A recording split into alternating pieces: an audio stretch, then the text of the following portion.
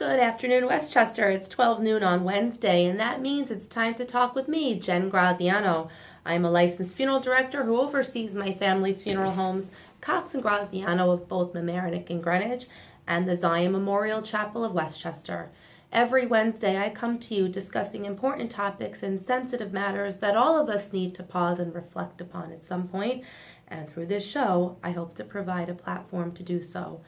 As always, this afternoon on 1460 WVOX, we will take questions, comments, and calls to 914-636-0110. Thank you to Gerald and all in the control room. And welcome back, Facebook Live viewers, to our second show today. And thanks, as always, to Tim Judge, my Facebook expert. You can post any questions or comments to the site directly as well. So, a show that is very, very important to me, this topic today. I'm honored to have my guest back on air. I think it was about a year ago you were with me.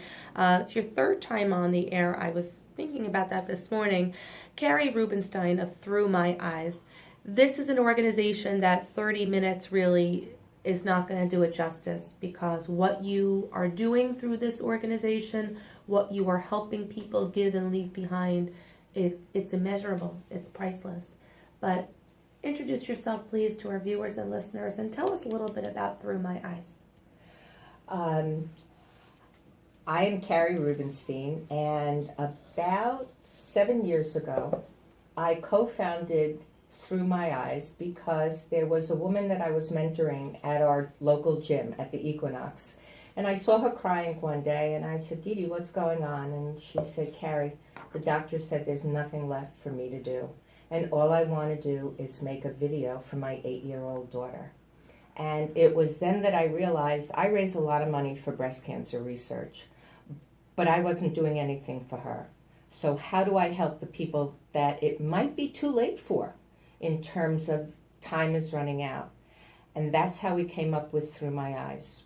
We had Dee Dee videotaped, and my husband's law firm, it's now Arnold Porter, did all of the legal work for us. So we're a 501c3. Our own personal accountant said, I'm in, and he takes care of all of the financials and everything we need.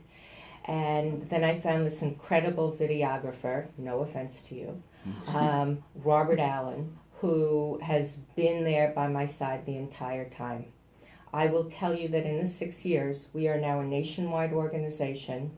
We have 65 volunteer mental health professionals who will help you make your video legacy at any time. So we're talking, Carrie, about video legacies, and what you are achieving through your organization is you're taking someone with a terminal diagnosis, and this person wants to leave a message behind for those that they love. And through My Eyes, yourself and your team, you allow them to have their words, their messages, their wishes recorded. And there's a process to it, which you'll get to.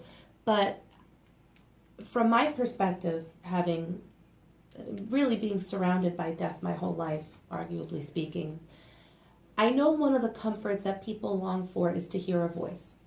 I find it myself, with people who have passed away. I mean, I remember calling my grandmother's answering machine. You want to hear a voice. You go and you look for the comfort of home videos and home movies. There's such a comfort to be in the presence of somebody that you lost, even if it's on a screen, watching them. I can't imagine a better gift to leave behind. Jennifer, people often say to me, how do you do this? How did you go from being a teacher to doing what you're doing? Mm-hmm. And my answer is that I help parents say all they would like to say and leave their messages. But most importantly, I give those children the gift of a lifetime, because they have that voice, that smile. They're able to see and hear their parents for the rest of their lives. And they're speaking directly to them. Whereas if you're watching the home movie of a party or a wedding, you're seeing them in a different setting. But this is an actual directly communicated message. As a mother, I couldn't imagine leaving my child behind one day, but I couldn't. I mean, there's so much that you want to teach your child, but when time robs you of that, And when your life is cut short, you're still a parent. You still have things to teach them, lessons to impart, words of wisdom to share. And when time robs you of that, you give that back. So that sums you up in a nutshell, that you're giving back what was taken away, but you're giving hopeful messages, you're giving encouragement, and I really want to help you spread that message because I think it's wonderful what you're doing. So talk a bit about the process. Not only do you record people and have the videos recorded, but you have a team of mental health professionals that will come and help you prepare your message, because this has to be an emotionally taxing process.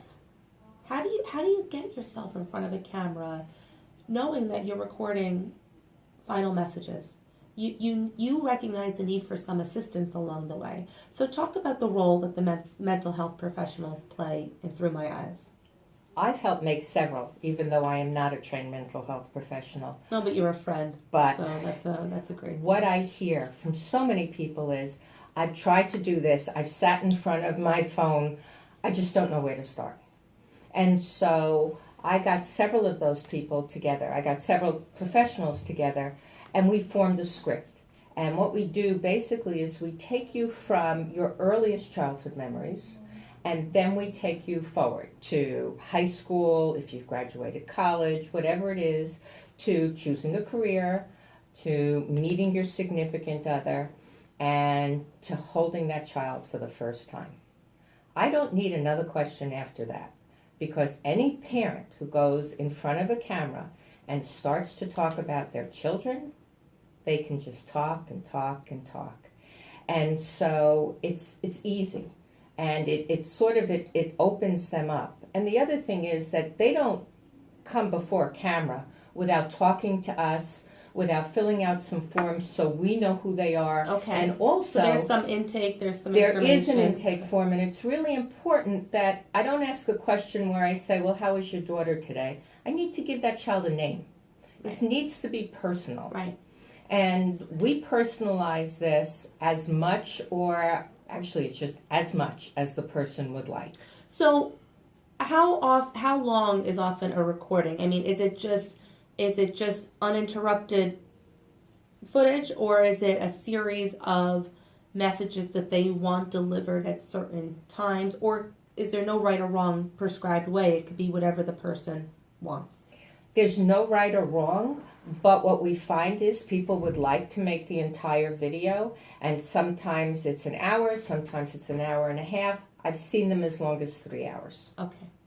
And is it usually just continuous footage of them talking, or is it segmented? Do you find that they just want the one video delivered, or do you find that they do want it segmented, that give this upon this occasion? Or you give everything obviously to the family, but are there usually instructions with the video as to when it should be watched? There, I have other mental health professionals who, when the video comes, there are specific guidelines on how you show it to a child. It really depends on the child's age. Right. I mean, we've done videos where the children are 6 months old, Right. and we've done videos where the children are 18 years old. It's Right. a whole other way. So we give guidelines. We certainly encourage grief counselors, and it really depends on the parent. And most of the time what we find is that the person making the video and their spouse will talk about it. Okay. And they decide. So that was leading to my next question. Oftentimes, is the family aware that this, in fact, is being videoed, or that their loved one is actually doing this? In the hundreds of videos we've made, there's only been one time when the family didn't know, and that was for religious reasons. Okay, very interesting.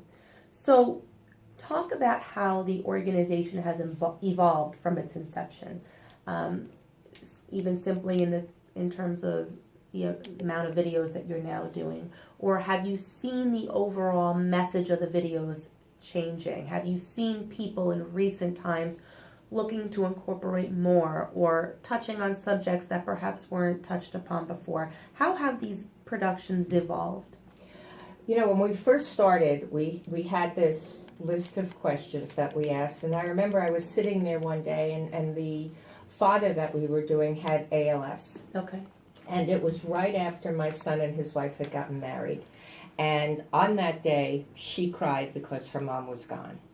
And it hit me hard because I had to stand there and I held her and told her mom was looking down. But when I made this video, behind him was his teenage son. And all of a sudden I said, he needs a message on his wedding day. And Wow. I turned and I said, Marcel, what would you say to him on his wedding day? And we've incorporated that. And what we do now is we take parents into the future. Okay. What do you see for your child? Tell us what's important. What makes a good marriage? You know, all these words of wisdom that they may not be there for. Right. So you kind of help them. You help them along the journey and fast forward the film because these events are still going to happen. Sadly, not in their physical presence. But when you're sitting down to make a video like this, you're probably overwhelmed in your thoughts. There's so much that they must want to say. It's hard to maybe couch your thoughts or organize your thoughts. So you would be then on the other end of the camera. We're the organizers. So helping kind of elicit this information. Do you find that people kind of have that, wow, I never thought of that, the ones who are making the video? You know, we go over with them before we sit down. They do know. Okay. So we have, you know, a list of categories. And we ask because you never know with a person. Are they divorced? What's happened? So there are a list of categories, and they have the ability to say, don't touch on that. You know, we're not going there. Oh, that's important too. So the person who's being videoed has a total right of editorial control. You will decide the content of your message. It always stays within the comfort zone. We do not take away anything from that video unless we feel that a child is going to be hurt. Okay. If someone, and it happens, if someone is saying things that could be detrimental to a child, we can't do it. Understandable. And I give you even more credit for being so, you're really on top of the product you're producing.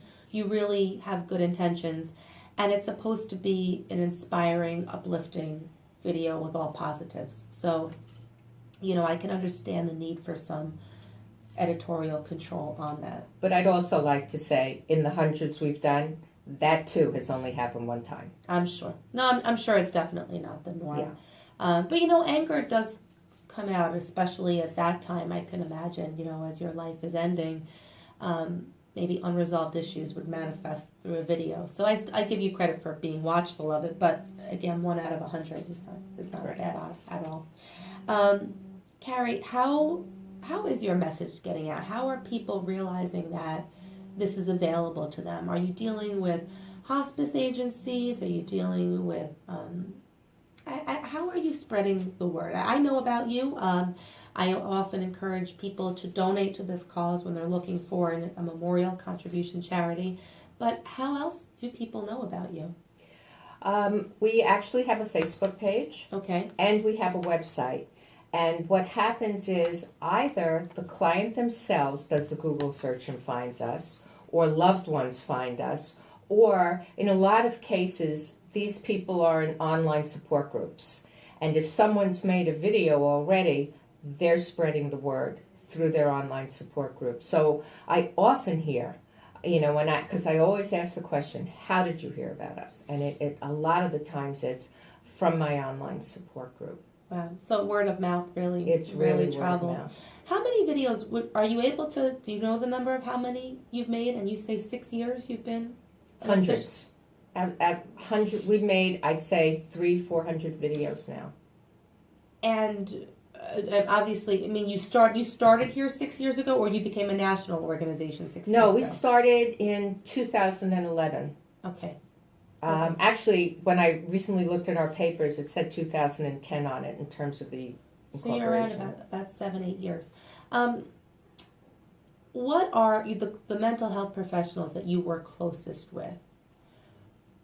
What are their thoughts? What are they telling you is this therapeutic for people who have received this diagnosis? Is it an ultimate form of therapy to be able to create this video, or is it really giving peace of mind and security for the person who is dying to know that it's their words, their stories that will be told directly from them? In every video we have done, when the parent is finished, they look at us and say, I'm so glad that I've done this. We have never heard, I'm sorry. I wish I had never done this.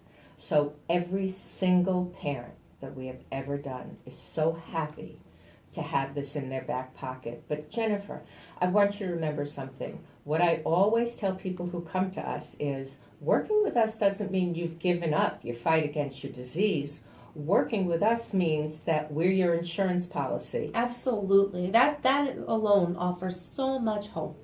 And if in 3 to 5 years there's another medication, then I'll come back and update your video. And I'm happy to say we've updated a few videos. That's wonderful. That is wonderful. You know, I think the worst thing you can ever do is take hope away. As long as you're breathing, there is hope for you. Always. And that's so important to remember.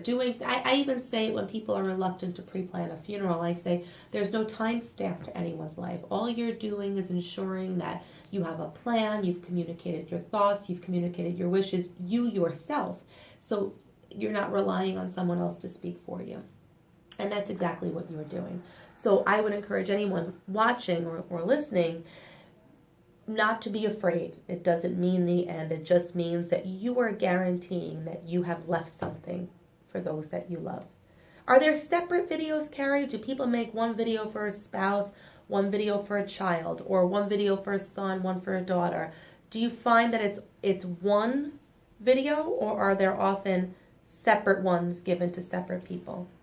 That depends on the parent. Okay. They discuss that with Robert, our videographer, and between Robert and the client, they will make the decision. I mean, I know Robert gives them some time, so if they want to incorporate pictures in it, they're able to incorporate pictures. That's fantastic. They can really make this. They can bring in pictures, perhaps clips of old movies. So it really gets personal. You know, at the funeral home, in recent years, we have begun to offer memorial DVDs, and they play in the back during a wake. And I have seen such a shift in that room where a wake is held in light of these videos. Because what the video allows you to do is remember them as they were. When you look at those old photos, it creates a different atmosphere. I mean, yes, you're still mourning because in the front of the room is where the deceased lay, but when that room is filled with their image and their pictures and remembering the happy times, you're allowed to remember them as they once were, and death no longer defines them. So in your video, although it's different, it's targeted specific messages. When you incorporate those photos, it allows you to see a bigger picture. It allows you to see them as they were, as they lived, as they laughed. And I think it only just enhances the video to juxtapose their life and then their message. Well, I agree with that, but I also can make the argument that every one of us should be making a video. I agree with you. I should make a video for my grandchildren so that they know who I am today and I can tell them about my life. And every one of us, because we don't know when we walk outside what can happen. That's very true. And that's one of the reasons why, yes, what we've just talked about at Thru My Eyes is a free clinically guided service for anyone who has a life-threatening disease. And we do it for free if your children are 21 years or younger. We waive that if you're a first responder, if you're a police officer, a firefighter, or any of those. I don't care how old your children are. But in light of the fact that what we do on that side is free, which means I have to raise a lot of money to be able to do it. And we're going to get to talking about that, but you actually segued perfectly into where I was going.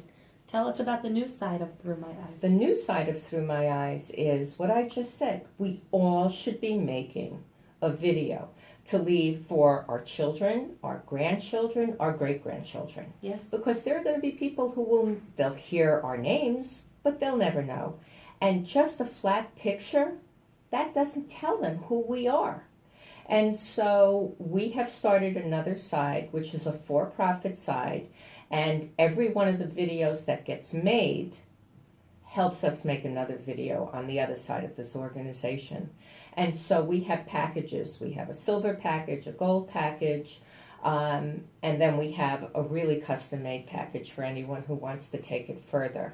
But it's such an important thing now, and I know that, you know, one of the things that you do is advanced planning, and I know nobody talks about this, and I can't believe I'm sitting here talking about this actually, but I will not come back on your show again unless I've made that video for my grandchildren, because it's so important to me. I agree with you 100%. And like we said, regardless of the diagnosis or no diagnosis, none of us have any type of guarantee on this earth. We have a guarantee that we all will pass, and that's the common unifier among us, the common denominator.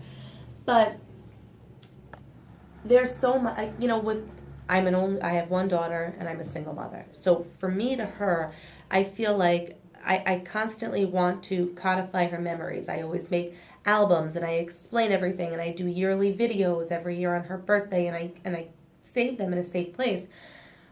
As time goes, as she gets older, I would want her to, you know, to always have some recording of something that I would say to her. But I think about my parents. They're so close to their grandchildren. I mean, they really are, you know, my parents are my daughter's world. And I think about the hypocrisy of it, though. As much as I'm an advocate, I say to myself, oh my gosh, if I do that, it might mean that they're getting old. But then, God forbid, I don't let them do that and something should happen. I would never live with myself that my daughter didn't have that recording of my parents. So I myself am inspired to have this done for my own family. It could be a happy thing. Absolutely. It could be a really great, tell your story. Who better to tell your story than you? And I'll make the same argument I made before, because I don't know what you call old, and I don't want to get into that today. I certainly don't call you old, Carrie. Old is very relative, and old is very old to me. I think 60s and 70s are young. I honestly do. And, you know, I see people in their 90s with more energy than arguably I have, especially today. But old is a state of mind. So tell me why I can't make a video at 65. I can't believe this is going on Facebook. But why can't I update that video in 10 years? Absolutely. Exactly. Absolutely. And I encourage people to think that way. To say, okay, I'm going to make this video now, and my granddaughter is 4. 10 years from now, she'll be 14. At 14, please God, I will have so many memories to share with her. Absolutely. About what we've done, how I felt. And I think that whether you do it every 10 years, every 5 years, update the video. It's an album. It's like adding photos to an album, which I don't even know if we do anymore because everything's digital, but it is the album of your life. And whereas you can continue taking pictures as long as you're here, you can continue recording messages as long as you're here. So I think that this is a wonderful opportunity out there for everyone. This is not something to be looked at in a sad or somber way. This is something that should be embraced. Leave your legacy. Leave your words. Tell your own story. Things get lost in translation when we tell stories about people who are not here anymore. Use your words for your grandchildren and your great-grandchildren. Let them see who you are, and who you were. It's a wonderful, so that side of Thru My Eyes, it's still called Thru My Eyes. There are brochures. There's a website that will discuss this as well. But I think everyone out there should think about making their own video, leaving their own legacy.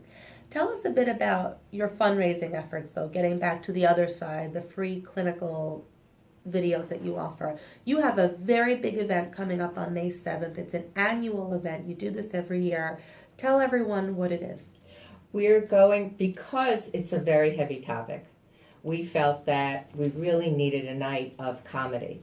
And so that's exactly what we do. We go to the Gotham Comedy Club, and this year Judy Gold will be performing as our main headliner. But I need to tell you a story. We made a video January 31st. And last week I went and I met with this client and we were talking, and she started her own organization called Cancer Couch, which helps do research, provides money for research for metastatic breast cancer. Okay. And when I told her about our fundraiser, she said, Carrie, why didn't you ask me? I'm a stand-up comic. She said, I'm coming down and I'm the opening act. And I looked at her and I said, Fairfield's really pretty far from New York, but Rebecca Timlin will be down there and she will be doing our opening, which is a really big deal for me. That is wonderful. I mean, that's so inspiring when you watch someone who embodies such courage and such a spirit. The mind wills the body. So her spirit has to be helping her physically. And I think that's a wonderful testament to Thru My Eyes.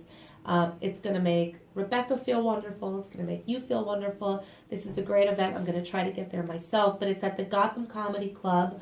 Monday. Oh my gosh, we are out of time. Monday, May 7th. ThruMyEyes.org, THRU, and on Facebook, Thru My Eyes, Carrie Rubinstein. Thru My Eyes, Inc. Thru My Eyes, Inc. Carrie Rubinstein, God bless you. You're doing something wonderful for so many. This is Jen Graziano thanking you for taking the time to listen as we took the time to talk. Have a great day, Westchester. Bye-bye.